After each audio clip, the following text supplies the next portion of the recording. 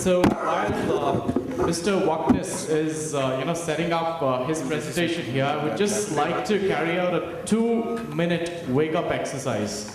All right? Because I saw a couple of people yawning, so of course you guys have come early in the morning. So I want each one of you to stand up.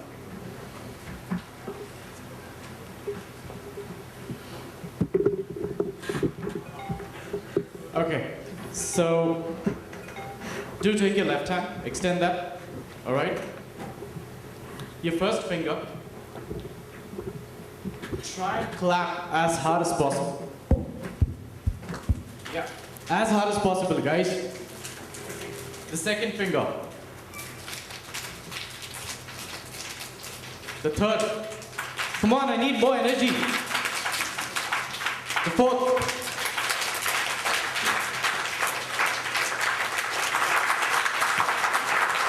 And the fifth finally. And say good morning, good morning, good morning.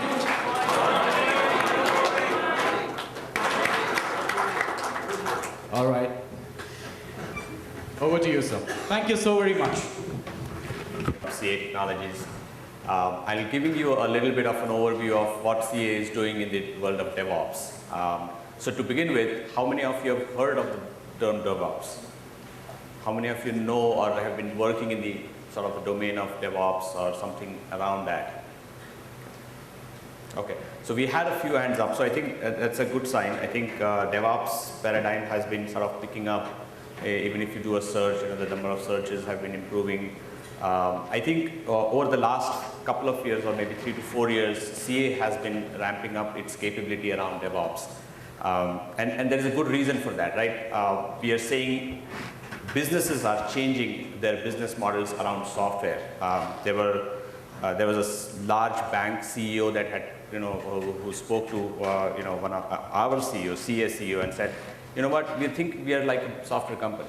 They're actually a bank, but they're saying we're thinking like we are like a software company. We spend hundreds of millions of dollars, an extraordinary amount of effort just building differentiated softwares so that we can keep our customers.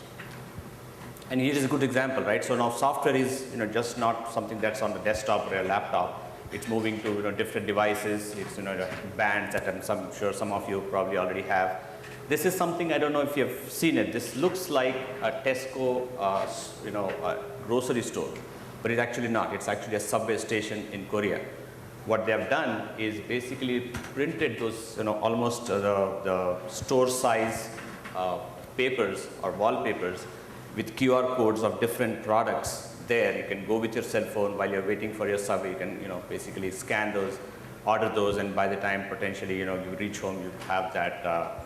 Set of groceries back home, right? So, a lot of these things happening with a significant speed. You can see, these numbers. These are almost mind-boggling. Right? The number of tweets, number of searches, number of emails that get sent out, number of Facebook updates, and so on. Now, with all that happening, people are already talking about the Internet of Things, right? So that's going to extend that out to, not only just, obvious devices, but not so obvious devices like the cow there. Like there is a Dutch company, Dutch company today who's actually embedding a chip in the cow underneath the skin to monitor it. Because, as you can imagine, there are probably hundreds and thousands or tens of thousands of cows. It's a fairly dairy-centric, economy, Dutch among other things. So, managing the, the health of the cows are fairly important for them, right? So they're embedding a chip that, sends information about their health and things like that. So that's where the Internet of Things is going. So with all these apps, we are talking about not, just the Internet of Things. We're not talking just mobile. We are talking about a lot of other things. You have e-readers, you have smart TVs, your game consoles. All of them come with embedded applications. But the challenge there now is now, the bar has been raised, right? The level of tolerance that people have with bad apps or bad quality apps is actually decreasing, right? So the tolerance is decreasing. 25% of people will abandon a website just waiting for 3 to 5 seconds. That's a study. Or almost 90% of apps are not visited more than once, primarily because they don't have the kind of quality that people would expect today, right? So because they are dealing constantly on a day in and day out basis with all these apps, and they're seeing that quality. So the biggest challenge today, or driver for that kind of an app economy, as we call it, are the obvious things, right? Time to market, speed, quality, and the cost. So these are the three things actually are driving that app economy for you today. Now, how does DevOps fit in here? One of the things that DevOps actually talks about is how do I make sure that the applications that I'm developing today, with all the agile methodologies that I have in place, are going to the market faster, cheaper, and better in terms of quality. Now, when I'm taking a code, I'm building sort of an app or a software, there are two sort of mindsets in a DevOps type of paradigm. One is the developers, or people who are innovating. You're bringing change, right? So a development community is bringing new types of changes, new types of features, new application, new innovative ideas, and building them. So they're bringing change. On the other side, if you think about the operations guys, what's their primary goal? Primary goal is to keep everything stable, right? Applications which are running should not have any kind of P1, P2, P3 issues. The stability is their key concern. Availability and performance of those applications is key concern. Every time there is a change in their environment, which means every time there is a new feature, new function, new application coming into their environment, that operations, production environment, there is instability, and at least that fear of instability in the environment. And that's where a lot of focus today of people, processes, and technology is being focused, and what we call as DevOps, right? Is that how do I make sure that the development processes, development tools, and the operations processes, people and tools actually are working much better together, so that it almost is seamless. Today it's basically a big wall, right? I mean, you throw it over the wall, and it's for them to manage. If a P1 comes in, they don't come to the developer. That doesn't come to the development team, right? It goes to the operations team. The operations team pretty much don't know much about the application, and they have to figure it out. What's wrong. Come back and make it stable. Go back to developers, try to see what's the problem, and so on. And that's what the DevOps is trying to say. DevOps is saying development operations need to work well with each other, right? That's basically the idea. You will see a number of definitions for that. How is CA working with this? Now, CA is basically, if you look at this, in the whole DevOps environment, you first start off with development of applications. Development of applications, we're talking about, the development process faces a lot of constraints in terms of dependencies. If you think about the software architecture today, it's fairly distributed, right? It's not like one monolithic applications, maybe like 20 years back or 15 years back. They're distributed, so you're talking to the mainframe, you're talking to an ERP, you're talking to a backend core banking system, and so on. And that's a good thing, right? Because you don't want to have one big application doing everything. But the downside of that is, of course, there are a lot of dependencies on all these applications. When they have dependencies, I have to make sure those dependencies are taken care of when I'm testing and building and testing my application. Every time I have a small piece of code, I'm going to unit test it, and it makes a call to the mainframe. I have to make sure that's available, right? Otherwise, I have to wait till I move it to the integration testing piece. I just have to do some basic stubbing, and then I have to move forward, right? That's the constraint that we are trying to eliminate, and we'll talk about what it does. Automated environment and application release. Once that code is built, you have to make sure that it's moving to production in a fairly continuous and a seamless manner. Today, it's a lot of scripting and manual, intervention that is required. You sit with an Excel, you sit with the different, release guys, and understand what are the different steps that are going to happen, which database have to go, what is the login password for dev versus what is the login password for staging, and kind of almost orchestrate that manually, the whole release process, right? The testing process. It is getting better. You have automated testing, but how do I make sure that testing becomes part of the release? Testing is not something different, especially the automated part of the testing happens as part of the release, and I'll talk a little bit about that as well.